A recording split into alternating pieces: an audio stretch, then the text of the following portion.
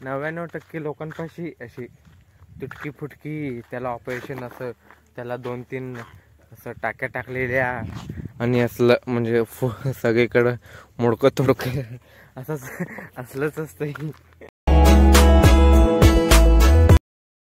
तो हे guys, welcome back to a new video. मग आज आज मी 9 वाजता ब्लॉग चालू केला आहे. सकाळी चालू केलं नाही कारण सकाळी कामं असतात ना, म्हणून. मग इथं बघा म्हणजे हे जनावरांसाठी एक 4-5 कांड्या ऊस आणल्या होत्या. मग त्याला सण म्हणजे बारीक तुकड्या करून घातले त्या तिथं बघा. तर गाईज, मी तुम्हाला एक असं फुलपाखरू दाखवतो की जे मी आजपर्यंत बघितलंच नाही. थांबा, हे इथं बघा. तर इथं बघा मित्रांनो, फुलपाखरू कसं आहे बघा, ते किती मोठं आहे. माझ्या कॅमेऱ्यामध्ये एवढी क्लॅरिटी नाही, पण तरी पण बघा आहे चांगली तेवढी. दिसायला का ते मस्त आहे ना. असले निसर्गामधल्या गोष्टी बघायला मस्त आनंद वाटतं. उठ्या. तर हे गाईज, मग आता जनावरांना पाणी पाजायचं आहे. 4:30 वाजते, मग 5 वाजायला आलं. मग चला है.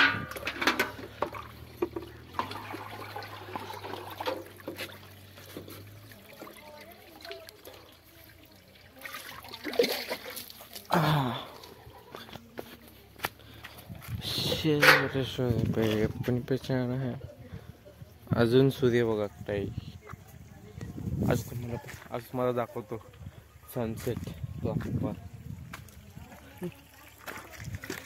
ना बंद करूया आधी. तर पाणी पाजवणं तर झालं जनावरांना. आता शेणघाण काढायचं आहे. आणि हे बघा, हे आमचं शेणघाण काढायचं पाटी. सगळ्यांचं पाटी याचंच असतं, शेणघाण काढायचं. नाही, एक जण चांगलं नवीन आणून ठेवते ते शेण काढायला. पण 99% लोकांपाशी अशी तुटकी फुटकी त्याला ऑपरेशन असं, त्याला 2-3 असं टाक्या टाकलेल्या आणि असलं म्हणजे सगळीकडं मोडकं तोडकं असलंच असतं. चला मग सगळं काढूया. आणि तिथं म्हणजे पशुखाद्य पण आंबवून ठेवलं आहे. मग हे शेणघाण काढून झाल्यानंतर आपल्या गाईला आणि त्या म्हशीला बांधूया आणि पशुखाद्य देऊन परत तिथं थोडं म्हणजे. तर मित्रांनो, सगळं डन झाले. शेणघाण पण सगळं काढून झाले. मग खाद्य पण ठेवलंय आणि आपल्या गाईला पण ठेवलंय. आणि हो टाक हे 24 तास नाराज आहे. गोट्या थांबा, एक किटलीचा आवाज करतो कसा बघतोय. थांबा बघा, त्याला वाढतंय. हा आता प्यायला सोडते ते. नाही, उगा तुला दाखवण्यासाठी गेलेलो मी. मग सगळं शेणघाण वगैरे काढून झालंय. आणि तिथं चारा आहे, थोडं मका आहे.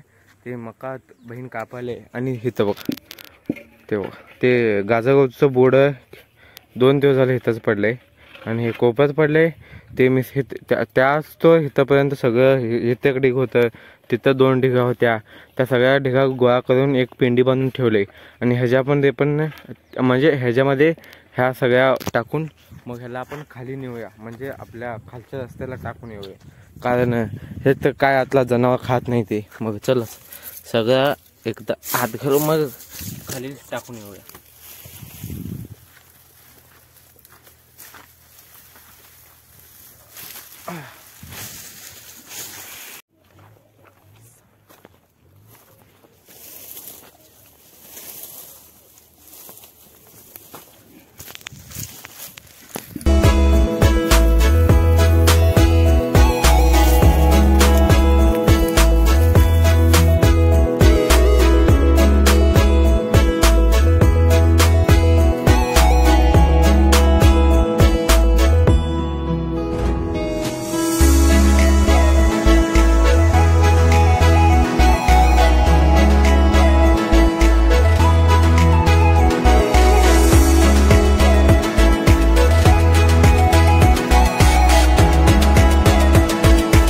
मग इथं खाली चालायला आलोय. आणि इथं बघा आमची मुन्नी नुसतं पाना खायले बाबा मक्याची.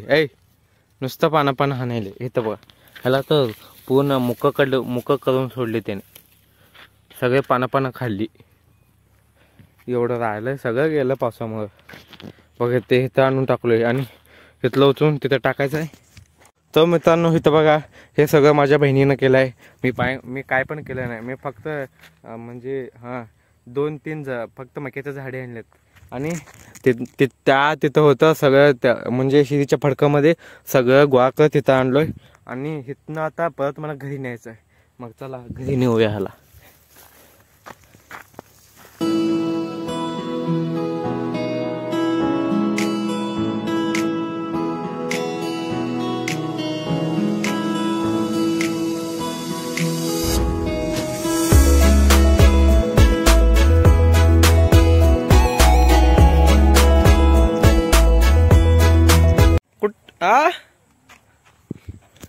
सब बिंदास निघलं की आता घास जातोय. मग आता मी गाईच्या धारा काढतो. आधी हे किटले घेऊया आपण.